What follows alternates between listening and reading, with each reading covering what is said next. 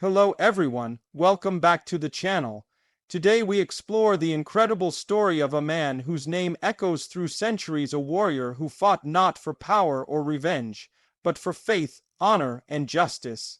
This is the story of Salahuddin Ayyubi, known to the West as Saladin the Lion, who defeated the Crusaders and changed the course of history forever. The 12th century was a time of chaos and conflict. The Crusades had brought waves of Christian armies into the Holy Land, determined to capture Jerusalem and claim it for themselves. The Muslim world was divided, weakened by internal struggles and rival rulers. But from the deserts of Tikrit, a child was born who would one day unite the Muslim world under one banner and restore Jerusalem to its people.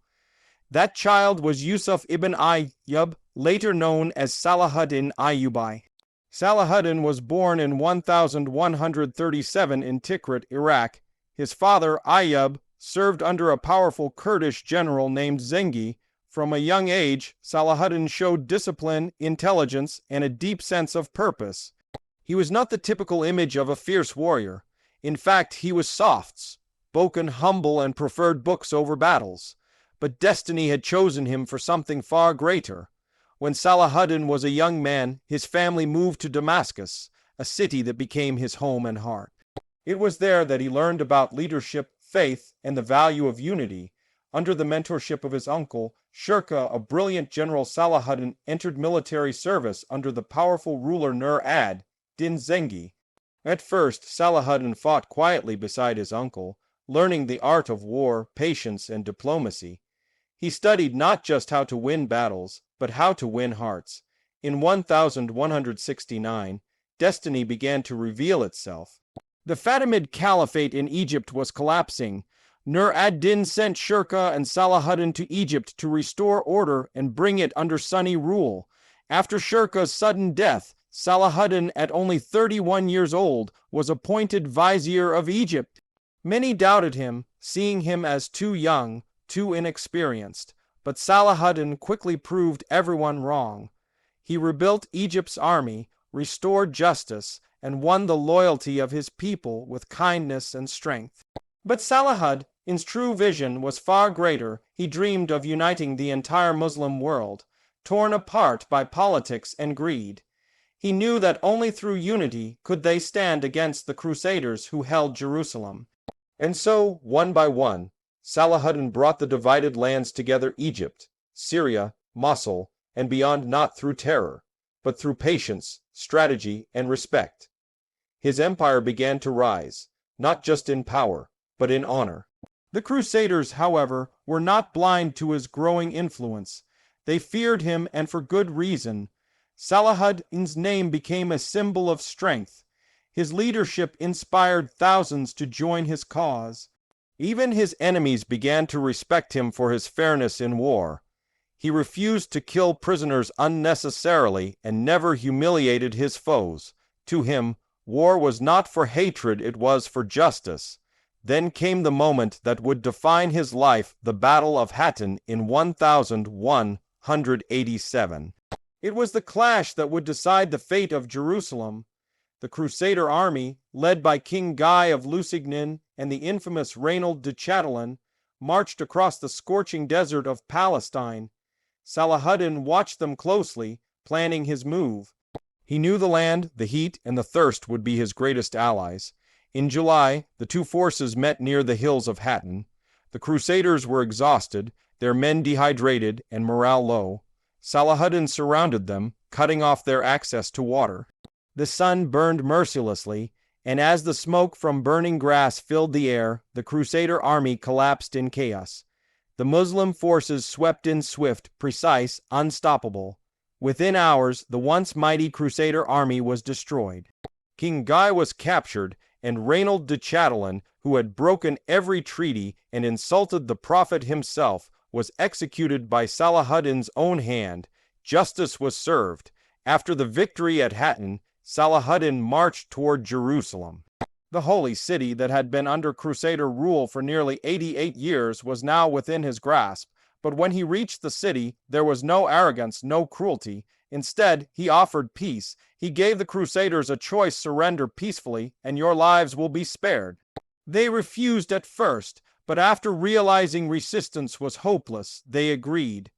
On October 2, 1187, Salahuddin entered Jerusalem not as a conqueror drenched in blood, but as a liberator filled with mercy. Unlike the Crusaders, who had slaughtered thousands when they first captured the city, Salahuddin showed compassion. He protected the Christian holy sites, allowed safe passage for civilians, and even arranged ships for those who wanted to leave. His mercy astonished the world. Even the European chroniclers, his enemies, wrote about his honor and generosity. One said, "In him there was no cruelty, no greed, only the justice of a true king." Salahuddin's victory shook Europe. Pope Urban Roman III is said to have died from the shock of hearing that Jerusalem had fallen. The Third Crusade soon followed, led by the mightiest kings of Europe, Richard the Lionheart of England, Philip of France, and Frederick Barbarossa of Germany. The world held its breath as two legends, Richard and Salahuddin, prepared to face each other. For years, they fought across the Holy Land. Battles raged, armies clashed, but neither could destroy the other. What made this rivalry unique was the respect between them. Richard admired Salahuddin's bravery and honor, while Salahuddin respected Richard's courage. When Richard fell ill, Salahuddin sent him fruits, ice, and his personal physician. When Richard's horse was killed in battle, Salahuddin sent him another horse so he could continue fighting. These were not just gestures of respect, they were symbols of humanity in the midst of war. Despite Richard's efforts, he could not reclaim Jerusalem. Eventually, both leaders agreed to a truce. The Crusaders would keep control of some coastal cities, and Muslims would retain Jerusalem. The Third Crusade ended with peace, a peace built not by conquest, but by mutual respect between two great warriors. By 1193, Salahuddin's health began to decline. Years of war and leadership had taken their toll.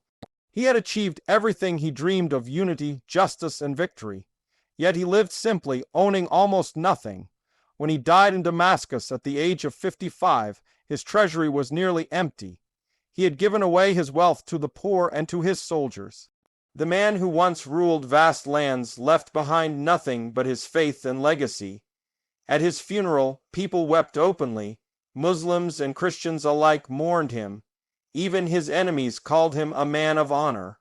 Salahuddin Ayyubi had proven that true greatness is not measured by how many lands you conquer, but by how many hearts you win. His legacy lived on a symbol of justice, humility, and mercy. Centuries later, his name still inspires millions. In schools, books, and mosques, his story is told as the perfect example of leadership guided by faith. He showed the world that power means nothing without compassion. He taught that victory is hollow without honor, and that even in war, humanity must never be lost. Salahuddin Ayyubi was more than a warrior, he was a visionary. He united people of different lands and languages under a single cause, to stand for truth and dignity. He reminded the world that Islam was not a religion of conquest, but of peace, wisdom, and mercy. And though he is gone, his light still shines in history's pages. So when you hear the name Salahuddin Ayyubi, remember he was not just the lion who defeated the Crusaders. He was the leader who defeated division, arrogance, and hate. His courage changed empires, but his character changed hearts. And that is why, even after 8 centuries, the world still honors him not just as a conqueror, but as a legend of humanity. The Lion of Islam, the man who brought justice to Jerusalem, the king who showed mercy when he could have taken revenge. Thank you for watching. If you enjoyed this story of one of history's greatest leaders, don't forget to like, share, and subscribe for more epic tales from the past. Until next time, remember true power lies not in the sword, but in the strength of the heart.